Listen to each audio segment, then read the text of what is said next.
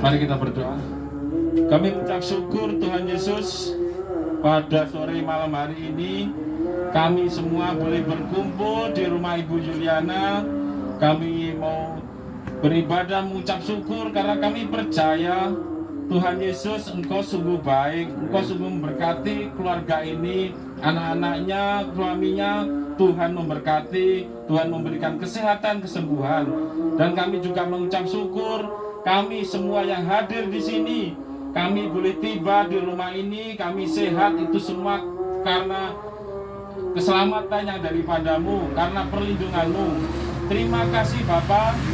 Sebentar kami akan mendengarkan kebenaran firman-Mu. Kami percaya Roh-Mu sendiri yang boleh hadir di tengah-tengah kami, Roh-Mu sendiri yang boleh punya acara pada yang menyampaikan kebenaran ini Bapa, sehingga firman ini belum jadi hidup dan boleh menjadikan kehidupan kami Tuhan, boleh hidup di dalam kehidupan kami semuanya. Dan biarlah kuasa kegelapan, roh-roh jahat apapun yang akan mengganggu, kami patahkan di dalam nama Yesus. Firman ini lancar. Terima kasih Tuhan. Kami mengucap syukur, dan yang sudah siap mendengarkan kebenaran firman Tuhan bersama katakan amin. Ya. Shalom semuanya. Shalom. Ya, maaf ya karena ada gangguan teknis, jadi tidak usah pakai mic ya. Jangan kayak gitu. Ya. Gitar jatuh. Sekalian tidak pakai mic, bagaimana? Dengar nggak suaranya? Amin. Oke, haleluya ya. Pertama, kita sampai sini tadi ya merasakan apa? Segar ya.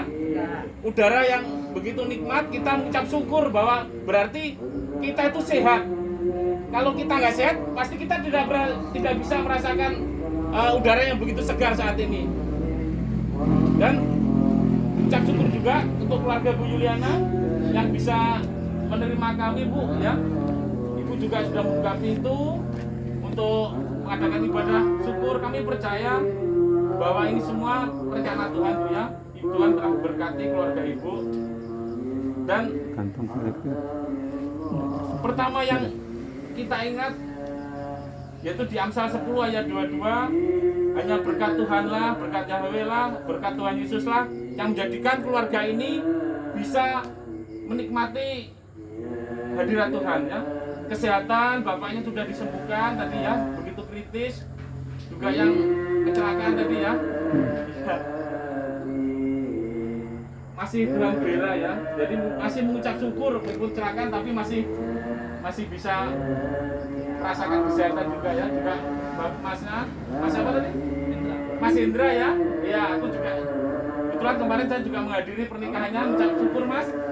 Tuhan percayakan sudah mulai bisa dipercayakan untuk ini ya, mengandung ya 7 bulan ya. Ya. Terima kasih semuanya. Sekarang saya akan menyampaikan kebenaran firman Tuhan, yaitu bahwa keluarga ini yaitu keluarga yang bahagia.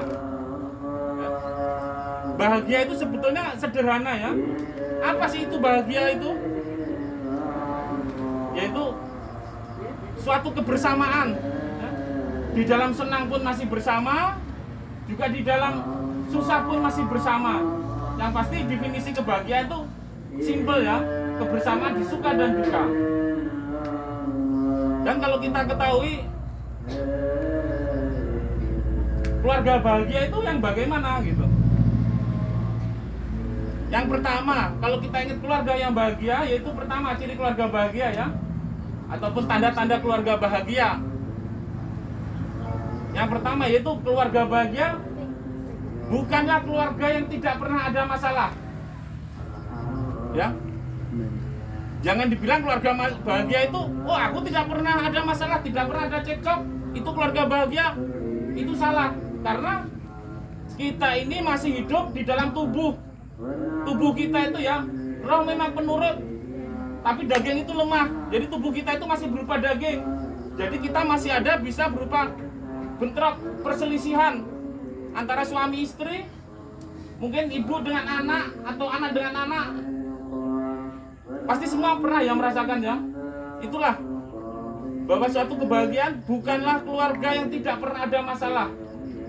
Tetapi kalau kita ingat di Mazmur 34 ayat 20 mengatakan bahwa kemalangan orang benar itu banyak, tetapi Yahweh ataupun Bapa kita ataupun Yesus Kristus melepaskan dari semuanya itu. Jadi meskipun kita pernah ada masalah di antara suami istri ataupun terhadap anak, meskipun kita benar kehidupan kita setiap hari berdoa, setiap minggu ke gereja, bukannya kita tidak pernah mengalami kesalahan. Bisa kita mengalami, tetapi Mazmur 34 ayat 20 tadi mengatakan ya, bahwa Bapa kita Yesus melepaskan kita dari permasalahan itu, sehingga kemalangan ataupun bentrok itu semua boleh selesai ya. Jadi dalam arti boleh berada masalah, tapi masalah itu bukannya menjadi suatu perpecahan di dalam rumah tangga, tetapi kalau orang tidur itu bagaikan sebuah mimpi. Jadi menambah suatu kehidupan, menambah suatu keharmonisan di dalam rumah tangga itu. Amin Bapak Ibu. Amin ya. Oke, yang kedua, keluarga bahagia itu yang bagaimana? Yaitu keluarga bahagia itu yang tetap bisa menjaga kemesraan rumah tangga.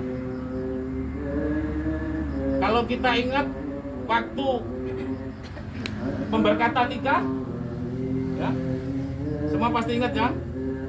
Berarti ada suatu komitmen. Kan komitmen kadang gini, bersumpah ya, ataupun ikrar janji, aku mau mendampingimu dalam suka maupun duka. Nah, ini sekalian kita merefreshing lagi ya, merefresh ingatan kita. Waktu kita jangan sampai meskipun udah ibu mungkin udah 30 lebih ya Bu ya, 34 tapi tetap diingat ya. Jadi tetap suka maupun duka, aku tetap setia. Itu berarti komitmen kita menjaga suatu kemesraan rumah tangga. Ataupun Mas Hendra yang sudah berumah tangga, ingat janjinya dulu Mas ya, jangan dilupakan komitmennya. Aku akan membawa anak-anak kita iman percaya kepada Yesus Kristus.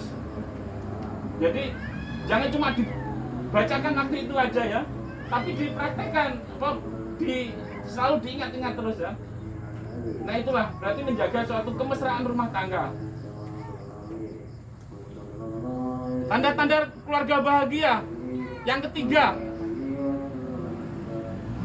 suka menabur di dalam situasi yang sulit.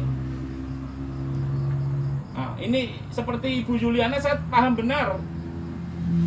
Kebetulan saya juga di gereja IAS, kebetulan juga di bidang peduli kasih atau bidang charity. Meskipun suatu situasi COVID kemarin, Ibu Juliana tetap berkomitmen. Ini Pak, komitmen dari keluarga kami 1 bulan.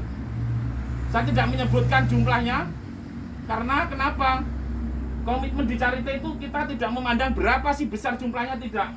Tapi komitmennya. Di suatu situasi yang sulit, Ibu ini tetap menabur. Kalau kita ingat di Kejadian 26 ayat 12 mengatakan, Ishak pun pada hari itu juga menabur, dan pada tahun itu juga mendapatkan hasil 100 kali lipat. Karena Yahweh memberkatinya. Amin. Ya. Jadi bukan kata siapa atau ujar siapa ya orang sini bilang, tetapi firman Tuhan mengatakan bahwa di saat Ishak menabur, ya, Kejadian 26 ayat 12, pada tahun itu juga menghasilkan 100 kali lipat. Karena Yahweh, karena Bapa kita Yesus Kristus memberkatinya. Itulah yang dilakukan oleh keluarga ini ya. Dan untuk tanda-tanda ataupun keluarga bahagia, yang keempat yaitu tetap menjaga ataupun tetap suka akan kedamaian. Berarti gini, suka damai. Kalaupun terjadi permasalahan, nggak usah diperuncing permasalahan itu. Tapi lebih baik tenang Bu ya, karena suka damai. Bu Juliana juga sering ya. Mungkin Ibu juga aparat SRT Bu ya. Jadi pemerintahan terkecil kan RT. Kebetulan Bu Juliana ketua RT Bu ya. Ya pasti Ibu juga sering mendamaikan ya. Nah, keluarga suka damai itu jadi seperti prinsip SAR, sebelum menolong orang, dia sendiri harus posisi aman.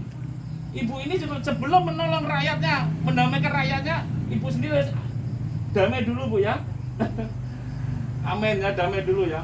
Berarti keluarga ini adalah keluarga yang melakukan akan kebenaran firman Tuhan. Kita ingat di Yakobus 1 ayat 22, jadilah pelaku firman, bukan hanya mendengarkan saja. Jika tidak, berarti kita menipu diri sendiri. Nah, ibu ini, Bu Juliana ataupun keluarga rumah ini, yaitu menjadi pelaku firman, karena dia percaya pada Yesus Kristus. Kalau ingat pohon di depan ini adalah hanya sebagai simbolis lahirnya sang penebus, sang Raja Damai, Yesus Kristus ya. Ibu ini percaya ataupun pengikut Kristus, pengikut damai, Raja Damai, Bu ya, Yesus Kristus. Dan ibu itu juga akhirnya mempercayai bahwa Yesus Kristus adalah sang penebus, sang juru damai. Jadi ciri keluarga yang keempat tadi yaitu keluarga yang suka damai. Seperti kita juga semuanya mungkin sekalian malam hari ini juga menjadikan kita menyegarkan kembali, karena kita semua juga rata-rata sudah berkeluarga semuanya. Jadi kalaupun kita ada cekcok keluarga, lebih baik kita dingin ya Pak Mahar ya. Dingin bukan berarti kita kalah Pak ya, tapi kita adalah mengalah demi kemenangan ya. Damai aja lah ya, kalau saya jualan pun juga harga damai. Sama semuanya di sini berarti orang-orang cinta damai ya. Amin semuanya. Oke, masih dengar kah Pak Ahmadi suara saya? Amin ya. Oke, karena mic-nya nggak ada jadi. Oke, yang ciri apa itu tanda-tanda keluarga yang bahagia yang kelima, yaitu tidak menjauhkan diri dari ibadah-ibadah ya, tidak menjauhkan diri dari Tuhan. Kalau kita lihat di Kejadian 26 ayat 25, maka Ishak pun membangun mezbah dan memanggil nama Bapa di surga, memanggil nama Yahweh ataupun memanggil nama Yesus. Memanggil nama Yesus kita artikan sekarang yaitu kita suka puji-pujian. Kalau jumlahnya banyak berarti ibadah. Kalau sendiri di rumah ya mungkin berarti puji-pujian sendiri.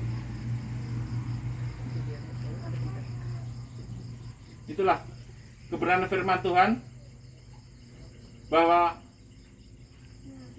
tidak menjauhkan diri dari ibadah itu adalah sudah sesuai dengan kebenaran firman Tuhan, yaitu di Kejadian 26 ayat 25 tadi. Maka Ishak pun membangun mezbah dan memanggil nama Tuhan, memanggil nama Tuhan, memanggil nama Yahweh, memanggil nama Yesus Kristus. Dan kalau kita rangkum ini semuanya, keluarga bahagia pun kita ada tips kasih ya. Karena di saat keluarga damai pasti kita pun di dalamnya pasti ada kasih.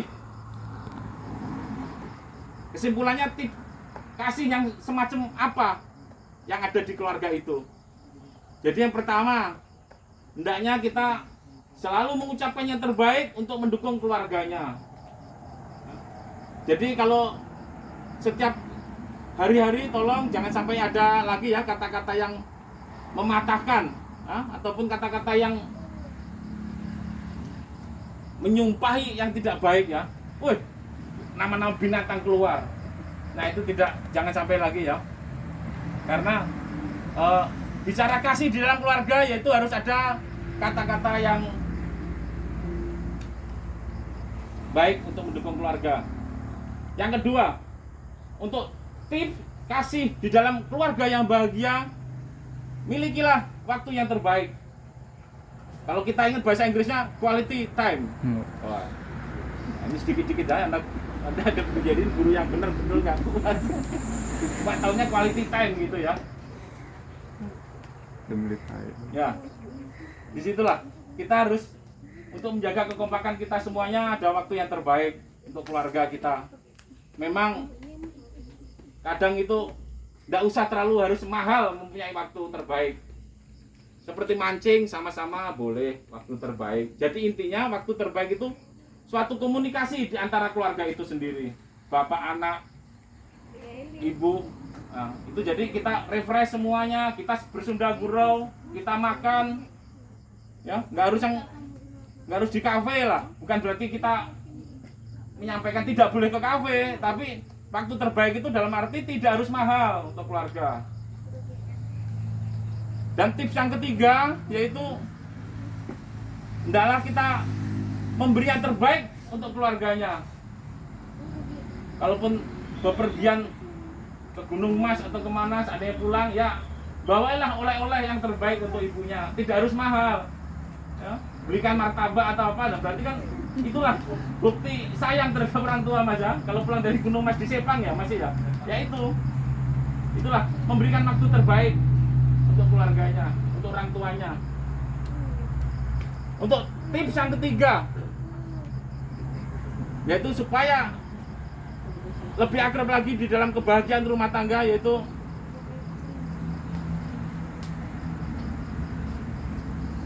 kalau kita ingat yaitu tadi yang ketiga sudah ya. Yang ketiga ya. Ini gara-gara nggak ada mic jadi konsentrasi menurun sedikit. Tapi tidak apa-apa. Yang keempat. Ya. Yang keempat berarti berilah sentuhan yang berarti untuk keluarga. Ya. Tolong ingatin semuanya, sentuhan berarti. Untung Pak Mahar kemarin nunjuk saya ya, bukan Mas Kris Mbak ya. Karena Mas Kris ini yang belum boleh Mas, ini ibadah keluarga ya, karena pesternya masih bujang, jadi nanti daripada berpikirnya tidak sentuhan berarti untuk keluarga.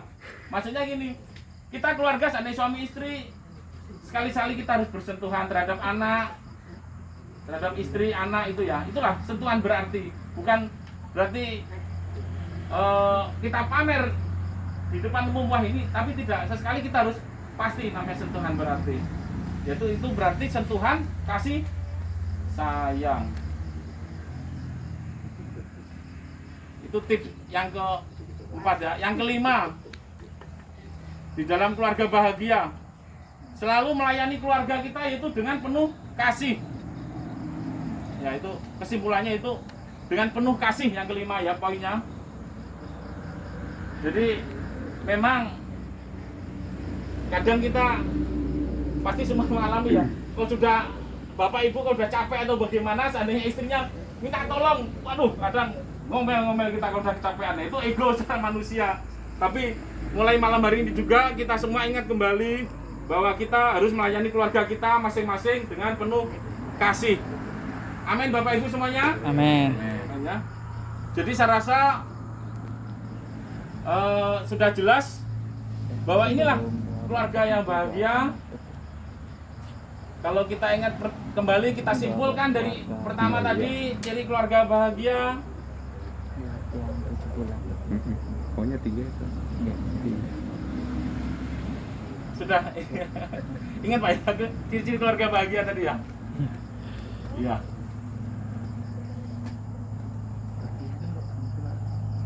Oke, saya rasa demikian kebenaran firman Tuhan. Biarlah kebenaran firman yang cukup singkat malam hari ini bisa membawa kita semua semakin akrab keluarga kita. Kita semakin percaya bahwa hadirat Yesus Kristus hadir di rumah tangga kita semuanya. Apapun masalah, apapun sebesar kita yang ada, tapi kita percaya bahwa kita punya Yesus Kristus. Di Yesaya 40 ayat 29 mengatakan bahwa Yesus Kristus memberikan kekuatan kepada yang lemah dan menambah tenaga kepada yang tidak berdaya. Jadi di saat kita secara dunia kita sudah lelah, sudah tidak mampu, tapi kita percaya bahwa Yesus menambahkan kekuatan pada kehidupan kita. Yesus menambah tenaga di dalam kehidupan kita. Amin semuanya. Amin. Mari kita bangkit berdiri.